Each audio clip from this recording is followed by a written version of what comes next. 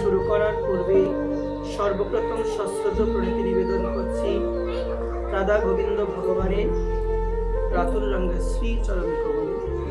সশ্রদ্ধ প্রণতি নিবেদন করছি পরমারাধ্য পরম পূজ্য গুরু মহারাজ শ্রী শ্রী দেবব্রত গোস্বামী মহোদয় রাতুল রঙ্গা শ্রী চরণ কমল।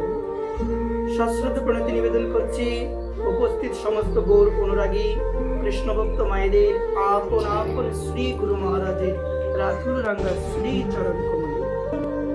সশ্রদ্ধ প্রণতি নিবেদন করছি উপস্থিত সমস্ত গৌর অনুরাগী কৃষ্ণ ভক্ত মায়েদের আপন আপন শ্রী মাতা পিতার রাতুল রঙ্গা শ্রী চরণ কমলে। সশ্রদ্ধ প্রণতি নিবেদন করছি যাদের চরণ দলি ছাড়া, যাদের কৃপা ছাড়া কেউ কখনো আমার ভগবানকে পায় নাই, কেউ কখনো আমার ভগবানকে লাভ করতে পারে নাই, সেই সমস্ত গৌর অনুরাগী কৃষ্ণ ভক্ত মায়েদের রাতুল রঙ্গা শ্রী চরণ কমলে আমি অধম অন্তরের অন্তঃস্থল থেকে সশ্রদ্ধ কোটি প্রণাম নিবেদন করছি। জয় নিতাই, জয় গুরু, জয় রাধেশ। আমরা ভগবানের কথায় প্রবেশ করবো। জয় নিতাই, জয় গুরু, জয় রাধেশ। শ্রীমদ ভগবদ গীতা অষ্টম অধ্যায় অক্ষর ব্রহ্মযোগ। রাধে রাধে। আমরা সবাই মিলে করজোড় করি জয় রাধে।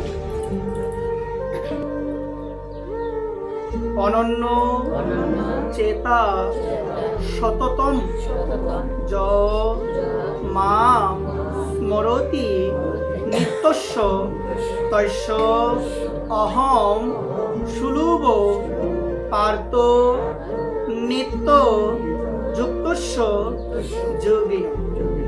অনুবাদ: হে পার্থ, যিনি একাগ্র চিত্তে কেবল আমাকে নিরন্তর স্মরণ করেন, আমি সেই নিত্য যুক্ত ভক্তের কাছে সুলভ। দেখো মা, গীতার মধ্যে অধ্যায় হলো 18টি। মা কয়টি অধ্যায় বলুন? প্রত্যেকটি অধ্যায়ের আলাদা আলাদা সার কথা আছে। কি কথা আছে মা? সার কথা আছে। তো আজকে যে অধ্যায়টি আমরা আলোচনা করব, বা আমরা একটু আগে একটা শ্লোক আস্বাদন করলাম, এই অধ্যায়টির নাম কি যুগ মা? বলো সবাই। অক্ষর। সবাইকে বলতে হবে মা, বলো না। অক্ষর ব্রহ্মযুগ। মা দেখো, আমাদের জানতে হবে সর্বপ্রথমে এই যে শ্রীমদ ভগবদ গীতার মধ্যে 18টি অধ্যায় রয়েছে, এর মধ্যে অষ্টম অধ্যায় হলো অক্ষর ব্রহ্মযুগ।